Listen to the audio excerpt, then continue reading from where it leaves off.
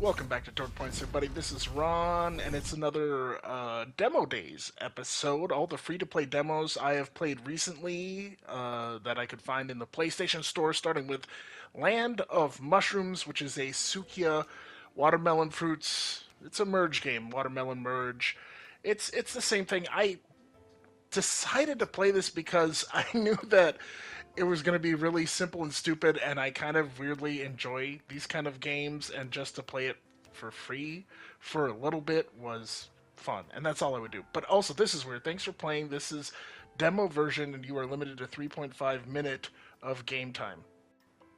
Moving on, it is Promise Mascot Agency demo. Welcome to the world of mascots. Mascots were born from the earth a hella long time ago. I don't know why I'm reading all this stuff. Hell, what is with the words and stuff? Anyways, this is it's so super weird. You are a Yakuza member who was left for dead. You make friends with a thumb. You're in this fantasy world. The thumb is a mascot, but his name is Pinky, so or maybe he's a pinky toe. Yeah, he's a pinky toe, but he's a cut off pinky toe. I would assume from like Yakuza activity. I don't know. This game is crazy. This reminds me of Space Boat or Gory Cuddly Carnage. It's just bizarre. So the whole thing is kind of a simulator kind of game. You find these mascots and then you give them jobs, and it's a lot of menus and a lot of talking on these screens. Almost like a visual novel, but there's a lot more going on here. But just the sense of humor and the strangeness of this game is really charming. But I would say for the most part, you're mostly just in menu screens to do certain things and make actions. Here you got these cards with action costs on them. They're explaining all that stuff. I played quite a bit of this just because I was so interested and it was so strange. But this is something I guess my final thought on it is I wouldn't buy this. Maybe 99 cents, but if it was free, I would play it. All right, Exhausted Man demo. Okay, so I knew what this was gonna be. Yeah, it's Manuel Samuel, it's Octodad, it's that kind of game. You gotta move. Okay, here we go. In the future, people have to work overtime all the time, and they just become used to it. So while you're resting, you're supposed to do, all your chores around the house, and you're exercising. So you're a sleeping person, but you're somehow able to, you've adapted somehow to like move your body and complete these tasks while you're sleeping. Anyway, okay. Okay, yeah, look at this. Look at this cover. Date Z demo. She just, yeah, I don't know. Uh, yeah, this one, yeah, so many strange games. I would say hit it out of the park or opposite. I don't know if this is good or bad, but yeah, Date Z. It's again a visual novel. After a week of keeping your head down and just trying to fit in at your new school, there's a zombie outbreak and you're torn apart. Blah blah blah. Rat infested. On Friday, March 28th, the first serious outbreak will occur. So there's this intro where you're introduced to the school and it's a visual novel, and then the zombie outbreak happens, and then you travel back in time. So you're supposed to fix the day somehow, and part of it is creating these relationships. You're a man, and you're flirting with these women, and you're trying to create these relationships with these women. Meanwhile, trying to stop a zombie outbreak. Yeah, I'm not kidding. All right, Turbo Overkill. God. Yeah, now this one I was so happy to find this. Yeah, it's a boomer shooter, I would say. It doesn't feel like some of those other boomer shooters where it's like, look at us, we're a boomer shooter. It feels, it's on that edge of just being like a really good, authentic shooter for the most part. You have a chainsaw leg, which is a really amazing little additive to the game. So you can slide under people and you just chainsaw them, as you're seeing there, just chainsaw them to death. Now, problems, yeah, this. Jumping through parts, ending up in water, feeling lost. it happens over and over again. And yeah, I have just a few examples of what I filmed, but in the only 3 levels of the demo, I found myself falling away from targets, being stuck in the water. It was kind of annoying, but other than that, I gotta say, this is a great game. It has some Bioshock elements, as you can see here in the genetic splice stations. It feels good to shoot. It looks good for the most part. It reminds me of a lot of other games, including like Post Void and Strafe, but at least they have difficulty settings. I played it on normal just to get the full experience, but yeah, also Proteus. God, there's so much going on here. There is a lot of like parkour and jumping elements, and sometimes the game kind of turns into Ghost Runner, and I don't love that 100%. But I am so excited. The moment this game goes on sale, I am going to purchase it. Yeah, it's just good. All right, moving on to Run Tequila Run.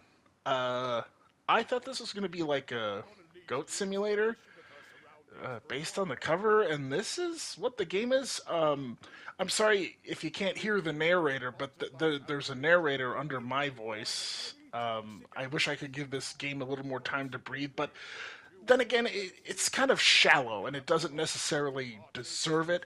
But it's very interesting. There's this very funny narrator. He leads you to a well and tells you to drink out of it, and you die. That was the scene you just saw. And yeah, there's hordes of zombies that will kill you, and it's really different. Again, yeah, talk about just like just a bunch of treasure nuggets I found here. I love doing these videos when this kind of magic happens and you find all this just strange crap that, like, who made it? What were they thinking? But great idea, innovative, brilliant ideas. It's funny, it's stupid.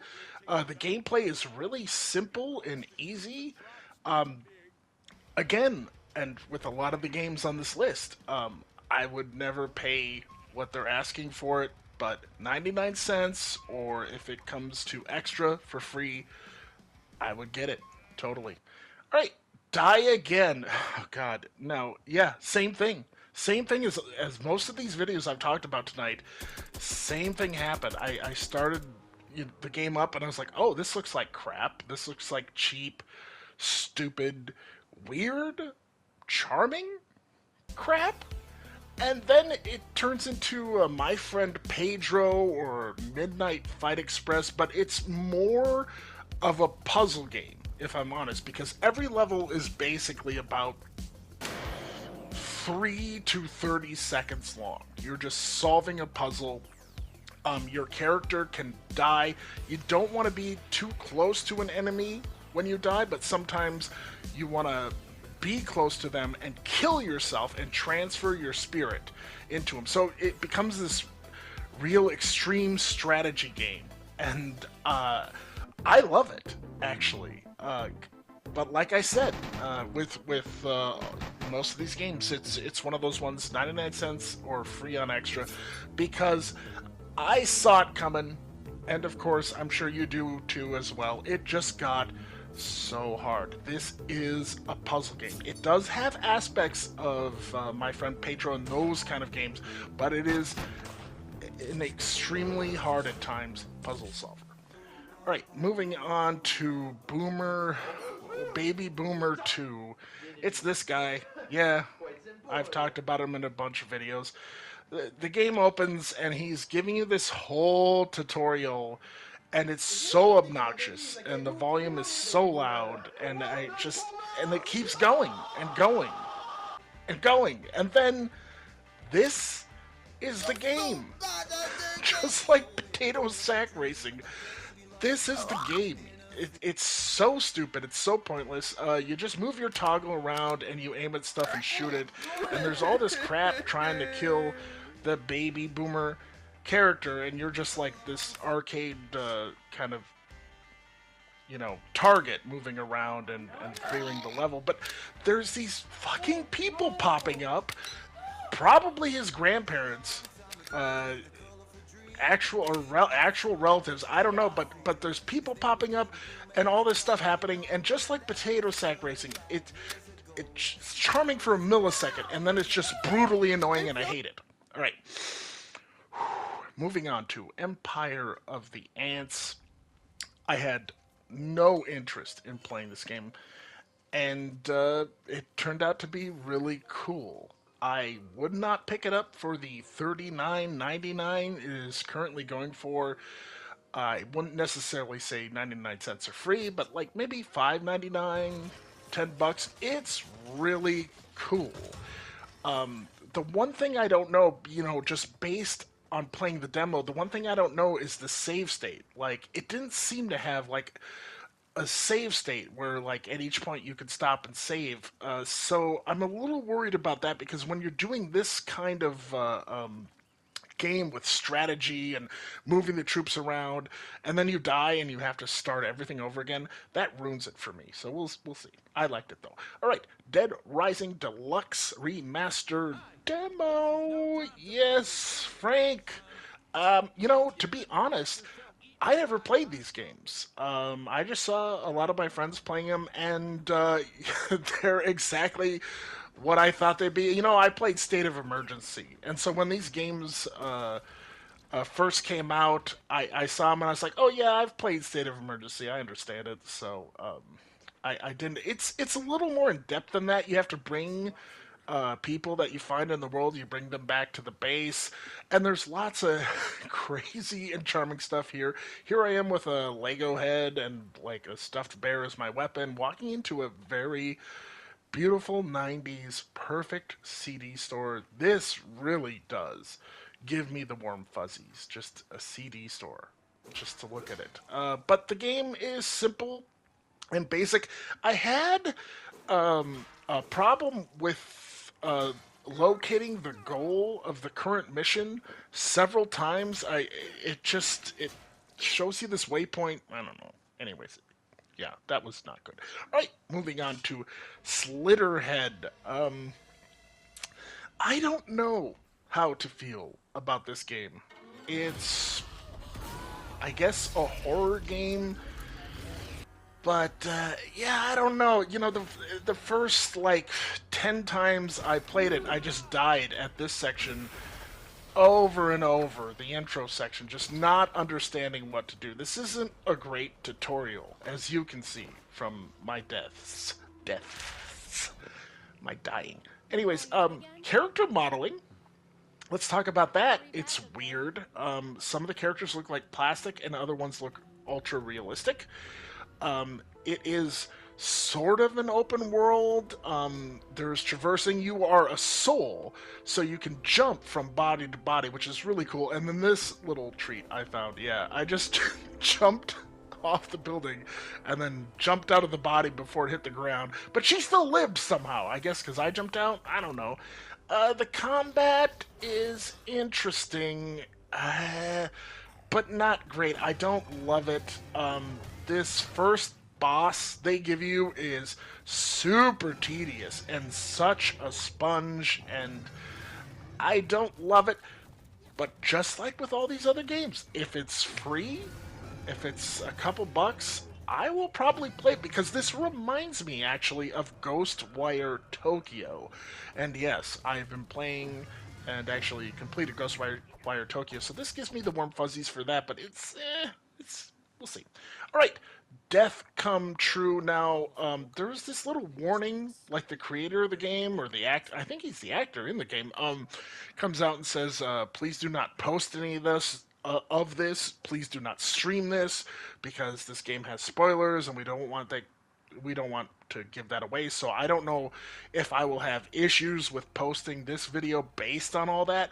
But it's just an FMV, and it's very charming, and I like the way it works. Basically, you die over and over again. It's another time jumping back thing, and you die over and over again, and every time you die, you get a new choice. So it's not like a choose your own adventure. It is pretty straightforward. You're basically watching a movie. But I kind of liked it. It's kind of innovative. It's interesting and different, and I dug it. So there you go. Yes, that's all the games I have played recently for on the free to play demos for the PlayStation Store. I hope you enjoyed that. Thank you for watching Dork Points. Goodbye.